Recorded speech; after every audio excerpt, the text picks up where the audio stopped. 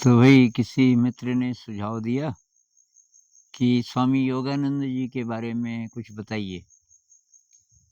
तो मुझे उनके बारे में जितना पता है, वो उस किताब से है, ऑटोबायोग्राफी ऑफ अ योगी। बहुत फ़ेमस किताब है, अभी भी बहुत बिकती है। जे लेकिन जब वो छपी थी, तो मतलब वो सेंसेशनल थी एक तरीके से, क्योंकि उसमें ऐसी-ऐसी बातें हैं जिन पर बहुत सारे लोग विश्वास नहीं कर पाते। तो वैसे तो आप वो किताब पढ़िए, ऑटोबायोग्राफी ऑफ अ योगी। अ, वो किताब पढ़िए, उसका हिंदी में भी है अनुवाद। हिंदी में उसका क्या नाम है पता नहीं, लेकिन मैंने सुना है कि उसका हिंदी अनुवाद है। शायद मैंने देखी भी कहीं वो किताब, तो उसको आप पढ़ लीजिए। पर मैं केवल 1-2 घटनाओं का ही ज़िक्र करूँगा। एक तो ये कि इनके गुरु थे, योगानंद जी के गुरु थे युक्तेश्वर जी। युक्तेश्वर महाराज, उन्होंने और भी लोगों को ध्यान सिखाया। युक्तेश्वर जी के गुरु थे लहड़ी महाशय या लहरी महाशय, बंगाली थे। और उनको ये ध्यान विधि, जिसको क्रिया योग बोलते हैं, कहते हैं, एक ऐसे अ, संत ने सिखाया जिनकी उम्र कुछ हज़ार साल है। तो कहते हैं कि वो ये प्लेन्स में किसी शहर में पोस्ट ऑफिस में नौकरी करते थे, और उनका तबादला हो गया, ट्रांसफ़र हो गया रानीखेत, जो कि हिमालय में है। आपने सुना होगा अल्मोड़ा, रानीखेत उत्तराखंड में पड़ता है।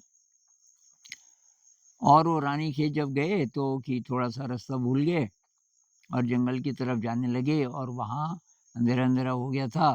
फिर वहाँ उन्होंने उजाला देखा कहीं, कि जैसे कुछ लोग बैठ के और कुछ आग जली हुई है।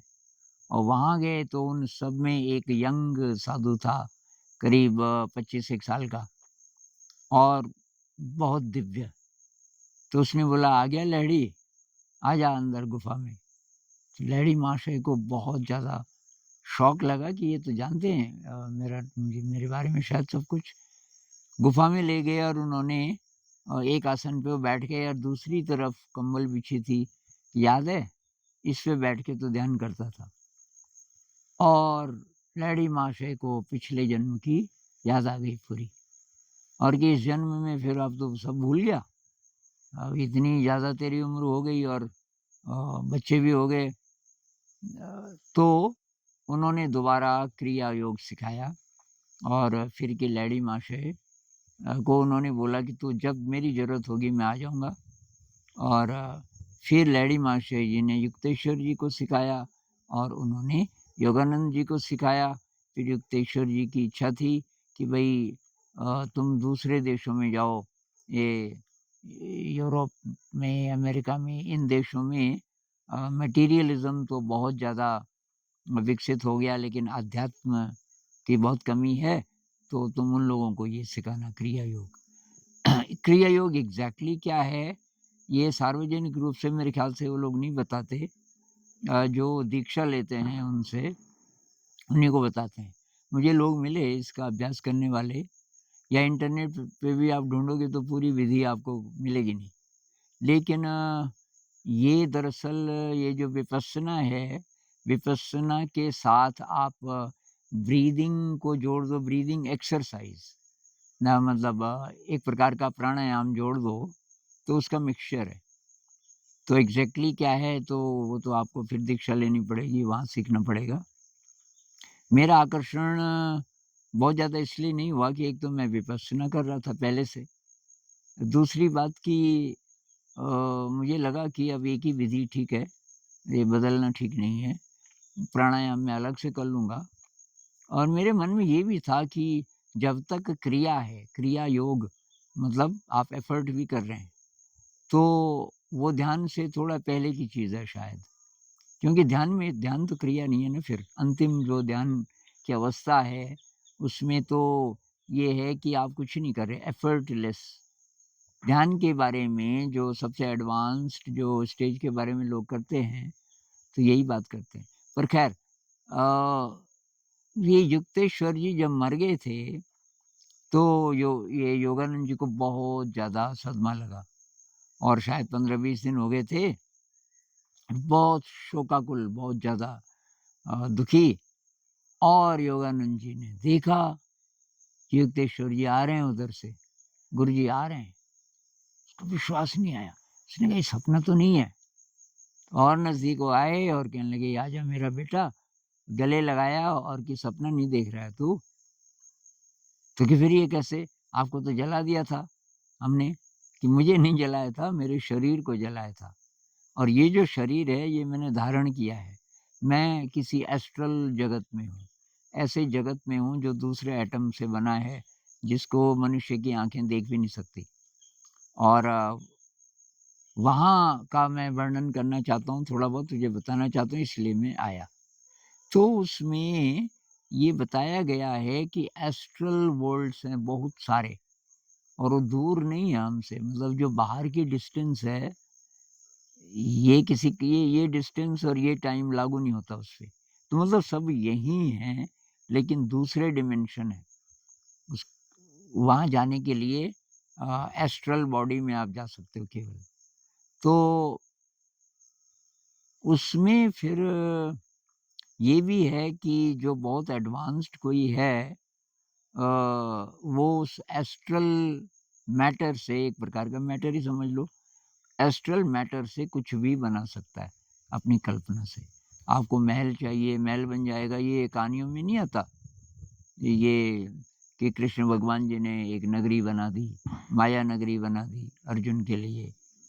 कुछ कहानियों में कभी मैं कहानी सुनाऊँगा एक। तो माया नगरी मतलब उसी स्टफ़ से और फिर उसको डिज़ॉल्व कर दो। तो ये बात अब आप विश्वास करें या ना करें, ये तो आप ही के ऊपर है, विश्वास की बात है हमारा। किसी-किसी का क्या पता, आप में से अनुभव भी हो। लेकिन अगर ऐसा है, तो इसकी इम्प्लिकेशंस फिर बहुत गहरी हैं। मतलब तब जब हम पृथ्वी के बारे में सोचते हैं, ख़ासकर मनुष्य जाति के भविष्य के बारे में सोचते हैं, अभी तक जो पर्यावरण वाले जितने लोग हैं, इसी पृथ्वी के अंदर से सोच रहे हो कि मतलब पृथ्वी की हालत हो गई और उसको मतलब सही करना है, ये करना है, वो करना है, वो करना है। और ये जो मैटर है और हमारा जो विज्ञान है, जो इस मैटर का विज्ञान है, उसकी सीमाओं में बंध के सारी बात करते हैं। मैं सोच रहा हूँ एक और वीडियो मैं बनाऊँ मनुष्य जाति का भविष्य, उसके बारे में मैं क्या सोचता हूँ। मतलब हम कल्पना ही कर सकते हैं अभी तो। सबूत होता तो तब तो बोलने की ज़रूरत ही ना होती। तो सबूत भविष्य का कोई सबूत हो भी नहीं सकता। सिर्फ़ ये कि अपने विश्वास के बल पे और अपनी कल्पना के बल पे आप इस पे विश्वास करो या किसी दूसरे वर्ज़न पे विश्वास करो। तो ये जो योगानंद जी की किताब है, इसमें ये बात बहुत ज़्यादा विचित्र है कि ये पृथ्वी पता नहीं कितनी और पृथ्वी कह लीजिए या एस्ट्रल वर्ल्ड्स के साथ कनेक्टेड है। और बुद्धिज़्म में भी कहते हैं कि ये जो पृथ्वी है 31 लोकों में से एक है। 31 की एक चेन है और ऐसी पता नहीं कितनी चेन्स हैं। जैसे हम कहते हैं ना सोलर सिस्टम, तो उसमें सूरज का जो चक्कर लगाते हैं, ये एक बॉडी हो गई। या जब हम राशि कहते हैं, हम प्लेडीज़ कहते हैं, कोई भी राशि है, नक्षत्र है कि कुछ तारों का एक समूह, कॉन्स्टेलेशन। उसी प्रकार से ये जो पृथ्वी है, तो बुद्धिज़्म में कहते हैं कि 31 जगतों का एक ग्रुप कह लो और उसमें ये पृथ्वी है।